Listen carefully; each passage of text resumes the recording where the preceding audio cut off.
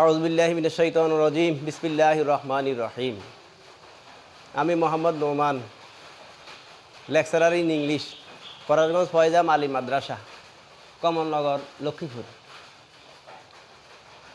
প্রিয় শিক্ষার্থীরা, তোমরা কেমন আছো? অবশ্যই বাড়িতে থেকে ভালো আছো। এইদিকে আমিও ভালো আছি। আজকে তোমাদের জন্য আমি একটা অনলাইন ক্লাসের আয়োজন করেছি। ক্লাস 8, সাবজেক্ট হলো ইংলিশ সেকেন্ড পেপার। টপিক নির্ধারণ করেছি চেঞ্জিং সেন্টেন্স। তাহলে আমরা এখন চেঞ্জিং সেন্টেন্স সম্পর্কে আলোচনা করি। সেন্টেন্সকে চেঞ্জ করতে হলে আমাদেরকে প্রথমে জানতে হবে সেন্টেন্স কি। Sentence is a group of word which express complete sense, অর্থাৎ একগুচ্ছ শব্দ যেটি পূর্ণ অর্থ প্রকাশ করে, এরই নাম সেন্টেন্স। এই সেন্টেন্সের বিভিন্ন প্রকার রয়েছে, গঠন ভেদে আছে, অর্থভেদে আছে। আমরা সেন্টেন্সের এখন এখানে আলোচনা করব অর্থ অনুসারে সেন্টেন্স যে 5 প্রকার সেটি। According to main there are 5 kinds of sentence. These are assertive, interrogative, imperative, optative, exclamatory. Assertive, what is it? Assertive, which express simple statement, is called assertive sentence. As যেমন I do the work, অর্থাৎ বিবৃতিমূলক বা বর্ণনামূলক বাক্যকে assertive sentence বলা হয়। যেমন I do the work, সাধারণভাবে বলা হয় যে আমি কাজটি করি। এরপরে আসো তোমরা interrogative sentence makes an inquiry about something, অর্থাৎ কোনো কিছু সম্পর্কে জানতে চাওয়া, যাচাই বাছাই করতে, অর আস এ কোশ্চেন, অথবা প্রশ্ন করতে, অর্থাৎ জিজ্ঞাসা বা প্রশ্নবাচক বাক্যকে বলা হয়ে থাকে ইন্টারোগেটিভ সেন্টেন্স। এস যেমন আমি যদি বলে থাকি তোমার নাম কি, what is your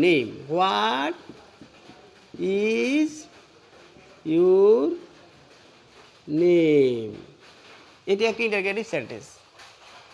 after that imperative which express order, request, command, advice etcetera is called of imperative sentence, অর্থাৎ যে সেন্টেন্স বা বাক্য দ্বারা আদেশ, উপদেশ, অনুরোধ, নির্দেশ, নিষেধ বোঝায় তাকে ইম্পারেটিভ তথা অনুজ্ঞাসূচক বাক্য বলে। এজ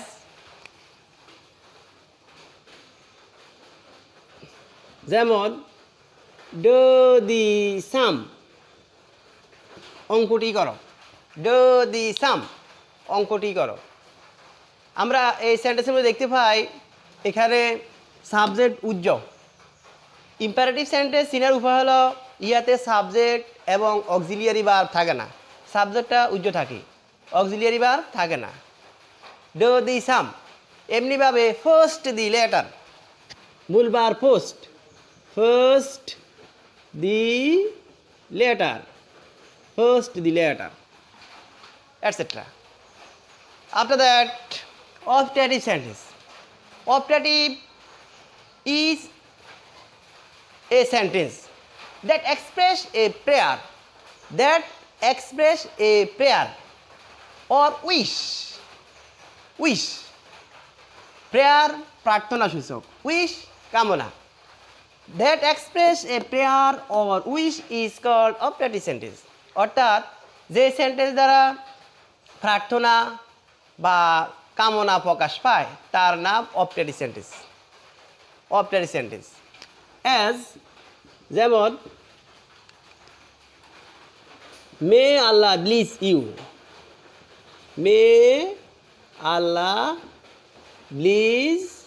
ইউ, আল্লাহ আশীর্বাদ করুক তোমায়, আল্লাহ আশীর্বাদ করুক তোমাকে। অপটেটিভ সেন্টেন্স চিনার উপায় হলো সেন্টেন্সের শুরুতে মে থাকবে, থাকবে। এটি হলো চিনার অন্যতম উপায়।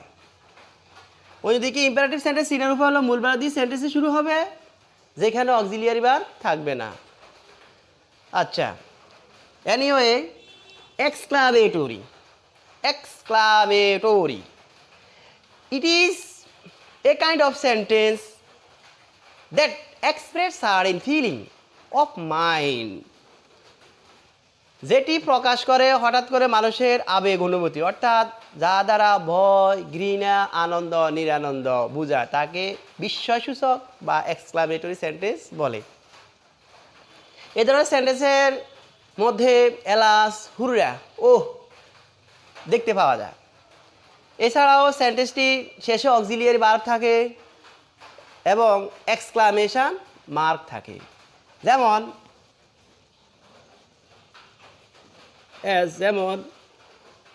How beautiful the bird is. How beautiful.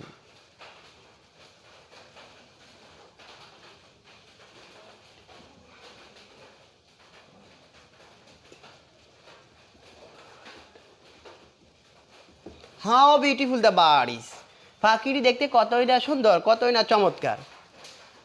Deer learner, তোমরা বলবে যে ডব্লিউএস কোশ্চেনের কথা আমাদেরকে শিখিয়েছেন, who, what, which, whom, whose, where, when, why, how.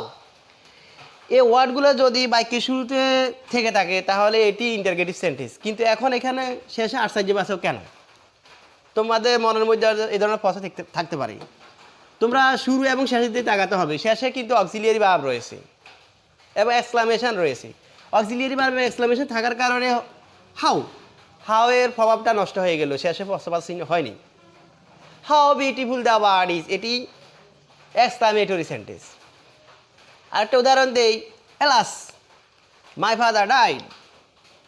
Alas my father died. হাই, আমার পিতা মারা গেল। এলাস এটি দুঃখসূচক সিম্বল। হুররা আনন্দ, মজা। এলাস দুঃখসূচক। হুররা এক্সক্লেইমড উইথ জয়, যেটি আনন্দ ঘন অনুভূতি প্রকাশ করে। এলাস এক্সক্লেইমড উইথ সরো, যেটি দুঃখ ঘন অনুভূতি প্রকাশ করে। এনিওয়ে, যাই হোক, exclamatory the sentence that express certain feeling of mind, যেটা মনের আকস্মিক অনুভূতি প্রকাশ করে, সেটা আনন্দ হোক, বিনোদন হোক, আনন্দ হোক, বেদনা হোক। উদাহরণস্বরূপ আমি বলছি, how beautiful the bird is, পাখিটি কতই না চমৎকার। এটি বিস্ময়ের সহিত বলা হলো ওয়ান্ডারফুল। এলাস এটি এক্সক্লেইম উইথ সরো প্রকাশ করেছে, হাই মাই ফাদার ডাইড। তাহলে আমি এখন শুরুতে আলোচনা করছি সেন্টেন্সের প্রকারভেদ এবং এদের ডিফাইনেশন। তোমরা মনে রাখবে অর্থ অনুসারে সেন্টেন্স 5 প্রকার: assertive, interrogative, imperative, optative, exclamatory. এক সেন্টেন্স থেকে এক সেন্টেন্সের ধরন ভিন্ন রকম। সংজ্ঞাগুলো তোমরা কয়েকবার বাড়িতে পড়ে নিবে। ডিয়ার লার্নার্স তথা প্রিয় শিক্ষার্থীরা, আমি এখন চেঞ্জিং সেন্টেন্সের মূল আলোচনায় ফিরে যাই। তো তোমরা look at the white board. আমি যে আলোচনা করেছিলাম অ্যাসার্টিভ সেন্টেন্স তথা বিবৃতিমূলক বাক্য। এই অ্যাসার্টিভ সেন্টেন্স 2 প্রকার: affirmative, negative. Negative, affirmative, negative. হাঁবাচক, নাবাচক। হাঁবাচক যে সেন্টেন্সের মধ্যে no, not, nothing, never, etcetera, অর্থাৎ না সূচক বা বাচক শব্দ না থাকে, তার নাম অ্যাফার্মেটিভ সেন্টেন্স। নেগেটিভ সেন্টেন্স যে সেন্টেন্সের মধ্যে নো, নট, নেভার ইত্যাদি নাবাচক শব্দ যুক্ত থাকে, তার নাম নেগেটিভ সেন্টেন্স। এখন অ্যাফার্মেটিভ থেকে নেগেটিভ করার কয়েকটি রুল রয়েছে। যারা অষ্টম লেভেলে আসো, হাই স্কুল হোক, মাদ্রাসা জেডিসি হোক, তাদের জন্য মিনিমাম 5 থেকে 7টা রুল জানতে পারলে চলবে। তো আমি রুলগুলো ধারাবাহিকভাবে পর্যায়ক্রমে আলোচনা করে যাচ্ছি। রুল 1, অ্যাফার্মেটিভ সেন্টেন্সে যদি মাস্ট থাকে তাহলে ইয়াকে নেগেটিভ করার সময় মাস্টের পরিবর্তে ক্যান নট বাট ইউজ করতে হবে। আফটার দ্যাট সেন্টেন্সের বাকি অংশ বসাতে হবে। আমি একটা এক্সাম্পল দিলে বিষয়টা আরও ক্লিয়ার হবে। I must do the work. Affirmative I must do the work, অর্থাৎ আমি অবশ্যই, মাস্ট অবশ্যই, আমি অবশ্যই কাজটি করব। I must do the work, আমি অবশ্যই কাজটি করি বা করব। এখানে আমরা দেখতে পাই রুলে রয়েছে মাস্টের পরিবর্তে আমাদেরকে ক্যান নট বাট ইউজ করতে হবে। I can't, can not but. After that অতঃপর সেন্টেন্সের রেস্ট হাফ বাকি অংশে বসাতে হবে ডু দি ওয়ার্ক। প্রথম সেন্টেন্সের অর্থ হলো আমি অবশ্যই কাজটি করি, এটি অ্যাফার্মেটিভ।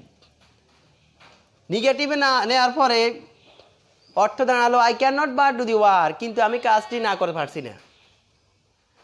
আমাদেরকে অ্যাফার্মেটিভ থেকে নেগেটিভ করার সময় একটা বিষয় খেয়াল রাখতে হবে, সেটি হলো এই যে অ্যাফার্মেটিভে যে অর্থটি রয়েছে সে অর্থকে অবিচল, অব্যয়, অক্ষয়, অটুট রেখে তোমাদেরকে নেগেটিভ করতে হবে। অর্থাৎ সেন্টেন্সে নট, নো আসবে কথা ঠিক, কিন্তু ভাব অ্যাফার্মেটিভে যেটি সেটি থেকে যাবে। তোমাদের বাড়িতে অনেকের মাথার উপরে সিলিং ফ্যান ঘুরে, আমি যদি বলি ফ্যানটি জোরে ঘুরে, এটি হলো হাবাসক বাক্য। যদি এটিকে নেগেটিভে নেই তাহলে তোমাদেরকে মনে রাখতে হবে ফ্যানটি আস্তে ঘুরে না। আমরা অনেক সময় ক্লাসে বলি মেয়েটি বা ছেলেটি বেশি কথা বলে, এটি হাবাসক বাক্য। এটিকে যদি আমরা নেগেটিভে নেই তাহলে বলতে হবে ছেলেটি কিংবা মেয়েটি কম কথা বলে না, ছেলেটি কিংবা মেয়েটি কম কথা বলে না। তাহলে মূল অর্থকে, অ্যাফার্মেটিভের মূল অর্থকে অব্যয়, অক্ষয়, অটুট, অবিচল রেখে তোমাকে নেগেটিভ করতে হবে। প্রিয় শিক্ষার্থীরা, তোমরা আবার রুলটি ফলো করো। অ্যাফার্মেটিভে মাস্ট থাকলে নেগেটিভ করার সময় মাস্টের পরিবর্তে ক্যান নট বাট বসে, প্লাস সেন্টেন্সের বাকি অংশ বসে। যেমন I must do the work, এখানে মাস্টের পরিবর্তে আমি ক্যান নট বাট ইউজ করেছি, প্লাস বাকি অংশ বসিয়ে দিয়েছি। মাস্টের এক রুল দিয়ে একটা প্রশ্ন পরীক্ষা থেকেই থাকে। এটি যে কেবল অষ্টমের মধ্যে সীমাবদ্ধ তা নয়। চেঞ্জিং সেন্টেন্স, অ্যাফার্মেটিভ নেগেটিভের অংশবিশেষ ক্লাস 6-এ রয়েছে, 7-এ রয়েছে, 9-এ রয়েছে, 10 রয়েছে, ইন্টারে রয়েছে, ডিগ্রি লেভেলে আছে। এছাড়াও চাকরি পরীক্ষাতেও চেঞ্জিং সেন্টেন্স তথা অ্যাফার্মেটিভ নেগেটিভের কিছু অংশ থেকে থাকে।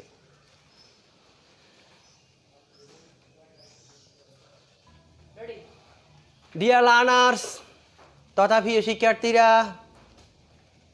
আমাদের এখন দ্বিতীয় রুল অ্যাফার্মেটিভ থেকে নেগেটিভ করার। অ্যাফার্মেটিভে টু, আসলে আমরা এখানে অনেকে এটা টু বলি, এটার উচ্চারণটা হবে TOO, টোকা টো, টু। অ্যাফার্মেটিভে টো, টু থাকলে লার্নার্স প্রিয় শিক্ষার্থীরা, আমাদের অ্যাফার্মেটিভ থেকে নেগেটিভ করার দ্বিতীয় রুল হলো অ্যাফার্মেটিভে যদি টো, টু থাকে তাহলে ইয়াকে নেগেটিভ করার সময় টো এর পরিবর্তে সো এবং টু এর পরিবর্তে দ্যাট বসে, প্লাস একই সাবজেক্ট বসে, প্লাস টেন্স অনুযায়ী ক্যানট অথবা কুড নট বসে, প্লাস বাকি অংশ বসে সেন্টেন্সের। যেমন অ্যাফার্মেটিভে লিখেছিলাম হি স্টোইক টু ওয়াক, সে হাঁটতে এত দুর্বল, এত এত টো, এটি প্রেশার তথা বেশি অর্থ প্রদান করে টো, এত এত দুর্বল। হি স্টোইক টু ওয়াক, সে হাঁটতে এত দুর্বল। এত মানুষ শুবে কোথায়, এত বালিশ পাবে কোথায়? তো এত মানে বেশি, এত মাছ, এত মানুষ, এত কথাটা বেশি অর্থে প্রকাশ পায়। হি স্টোইক টু ওয়াক, সে হাঁটতে এত দুর্বল। আমরা এই সেন্টেন্সে দেখতে পাই ইজ, এটি প্রেজেন্ট টেন্সে রয়েছে। এম ইজ আর এগুলা প্রেজেন্ট টেন্সের অক্সিলিয়ারি ভার্ব।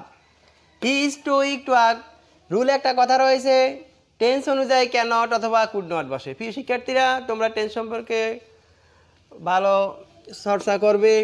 টেন্স, হি স্টোইক, এখানে is auxiliary verb, present tense. তো আমি শুরু করি রুল মোতাবেক। হি ঠিক থাকবে, ইজ ঠিক আছে, টু এর পরিবর্তে সো, হি সো উইক।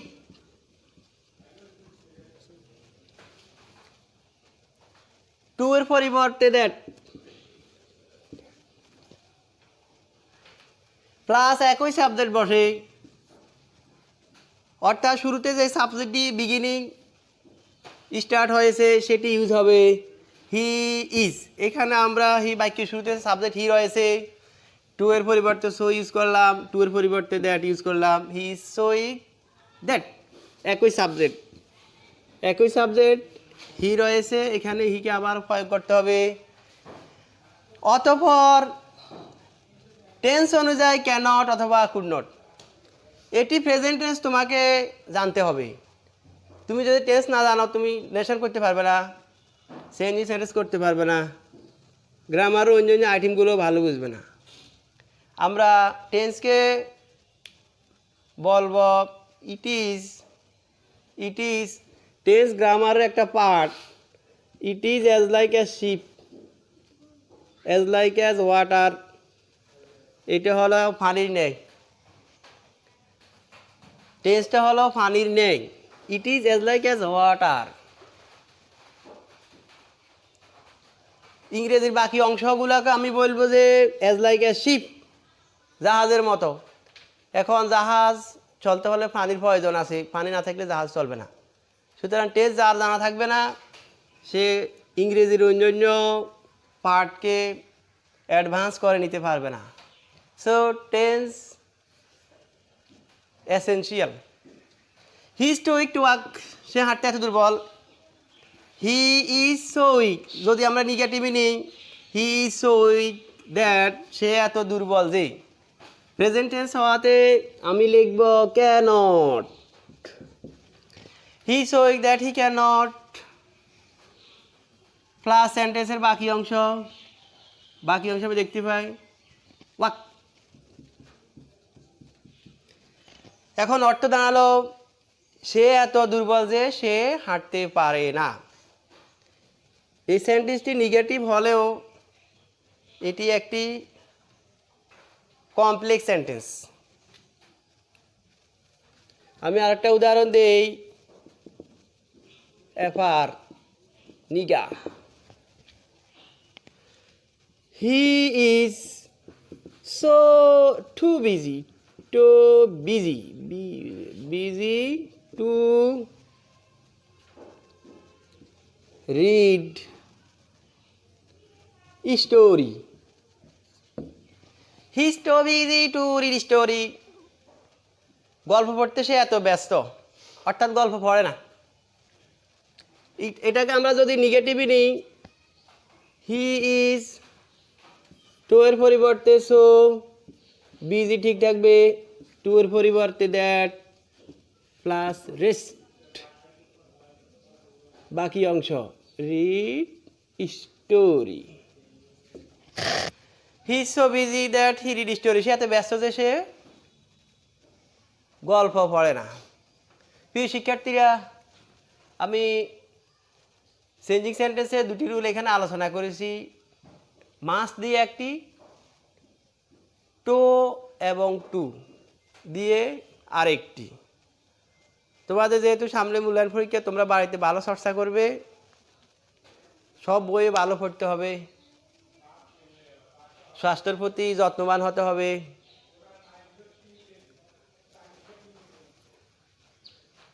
পড়াতে মন দিতে হবে বেশি করে।